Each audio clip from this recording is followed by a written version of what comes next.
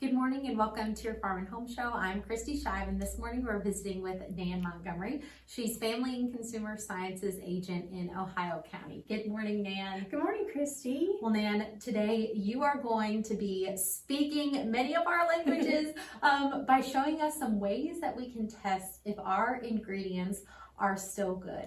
We want to make sure that you're not going to the store and buying more than what you need. So now, Nan, let me ask you. I know that we have the expiration date that we can go by, but sometimes that still may not indicate the freshness of an item. Is that correct? Exactly. So the first ingredient we are going to test is going to be our baking soda. And so a way you can see if your baking soda is still good is first you're going to pour it in a bowl. So I have my baking soda poured in a bowl. And then we are going to take 1 tablespoon of white distilled vinegar. And we're going to pour it onto our baking soda. And hopefully we're going to have a chemical reaction where it's going to do a lot of bubbling and fizzing if it's still good.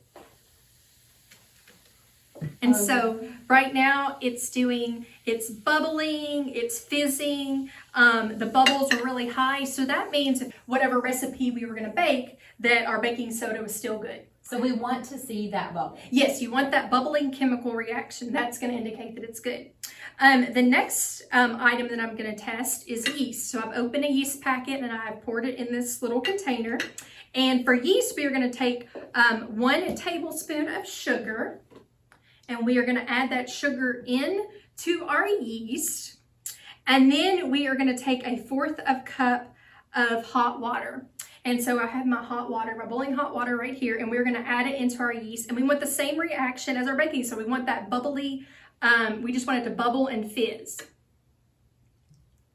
And so my yeast is not good because I'm not getting any reaction out of my sugar and my yeast. It has not done anything. So this would be an indicator that my yeast is old and it's not going to produce that chemical reaction in bread that you would need to make your bread. So you would need to go to the store and buy more yeast.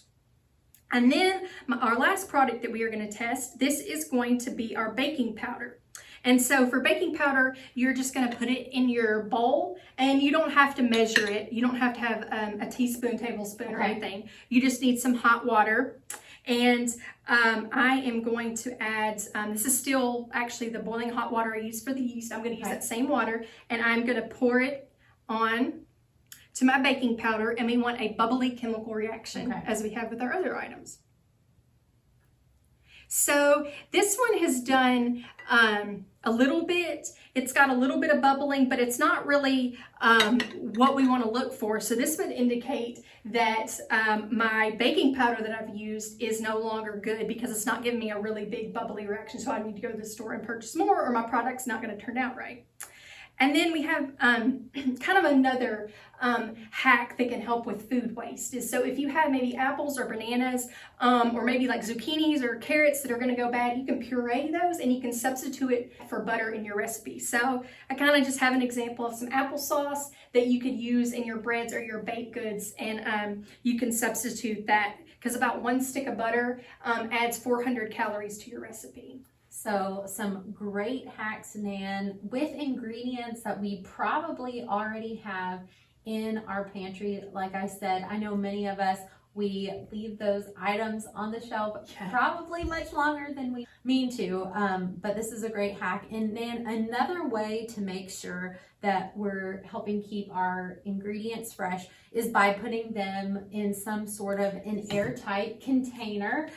You could also put them in a Ziploc bag, but I just wanted to show an example of these. So if you'll see here, Nan, there's a little rubber ring around the lid.